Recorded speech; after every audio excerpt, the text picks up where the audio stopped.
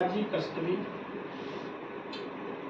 महान देश के महान नागरिकों के समक्ष बहुआयामी समाचार एजेंसी के इस दफ्तर से माननीय राष्ट्रीय अध्यक्ष, किसान नेता और विद्य छात्र के साथ बैठकर आप सबसे गुफ्तगू कर रहे हैं। साथियों, हमारी भारत सरकार अभी चंद रोज पहले वक्फ के संबंध में एक कानून लेकर आई है।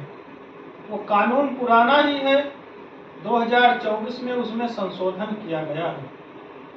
संशोधन में कुछ धाराएं आगे पीछे की गई हैं, कुछ शब्द बदले गए हैं और तमाम बदलाव हुए हैं। वास्तव में जब उसका अध्ययन किया जाता है तो यह एक खास वर्ग के लिए नुकसानदेह साबित हो रहा है। भारत में वक्फ प्रॉपर्टियां हैं। इस्लाम में वक्फ का उद्देश्य जन कल्याण है। कोई भी व्यक्ति अल्लाह के नाम अपनी प्रॉपर्टी वक्फ कर सकता है। उसका एक कानूनी सिस्टम बनाया गया है, मुतवली होता है। प्रत्येक जिले में कैसे जन कल्याण के काम किए जाएंगे, ये सारी रूपरेखा तय की जाती है। परंतु ये अफसोस की बात है और ये सही बात भी है कि वक्फ के माध्यम से जनता के लिए जो काम किए जाने चाहिए थे, वास्तव में जिम्मेदारों ने नहीं किए। अगर उन्होंने वह काम किया होता तो आज एक खास वर्ग, एक बड़ा तबका गरीबी, अशिक्षा और अज्ञानता का जीवन न जी रहा होता। इन लोगों ने वास्तव में वक्फ में बड़े बड़े भ्रष्टाचार किए हैं।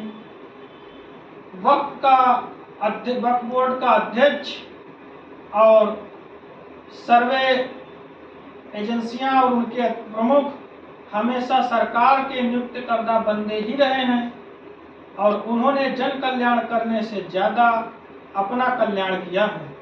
निश्चित तौर पर सरकार को उस पर ध्यान देना चाहिए था, संशोधन करना चाहिए था। सरकार ने कानून बनाया है, विधि द्वारा स्थापित सरकार के इस कानून को हम स्वागत करते हैं, हम उसको डिनाई नहीं कर रहे हैं। परंतु विनम्रता पूर्वक, जैसे कि हम लगातार शुरू से ही यह मांग करते आए हैं, हमने जेपीसी की कमेटी में भी माननीय अध्यक्ष के सामने भी अपनी बात रखकर यही कहा था कि इसमें कुछ संशोधन की जरूरत है। जो आपने प्रस्ताव रखा है, जो बिल लाए हैं आप, इसमें कुछ ऐसी चीज़ें आप जोड़ रहे हैं जो आगे चलकर नुकसानदेह साबित होंगी, मुकदमेबाजी बढ़ेगी और परेशानियां बढ़ सकती हैं। ये एक धर्म से जुड़ा हुआ मुद्दा है और उस धर्म को अपने प्रबंधन का पूरा आज़ादी संविधान देता है। अगर उनके प्रबंधन में आप हस्तक्षेप कर रहे हैं तो यह वास्तव में संविधान के खिलाफ हो सकता है। अभी माननीय सुप्रीम कोर्ट में इसको चैलेंज किया गया है, माननीय सुप्रीम कोर्ट में सुनवाई होगी। मुझे उम्मीद है कि सकारात्मक फैसला होगा, ऐसा फैसला होगा जो हमारी भारत देश की जनता के लिए फायदेमंद होगा। हमें क्या करना चाहिए?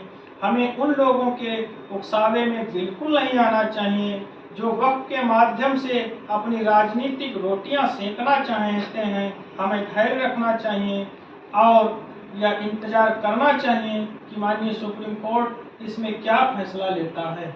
बहुत बहुत धन्यवाद महासचिव साहब, आपने अति महत्वपूर्ण विषय पर अपने विचार रखे हैं। निश्चित तौर पर सरकार हमारी मांगों को, हमारे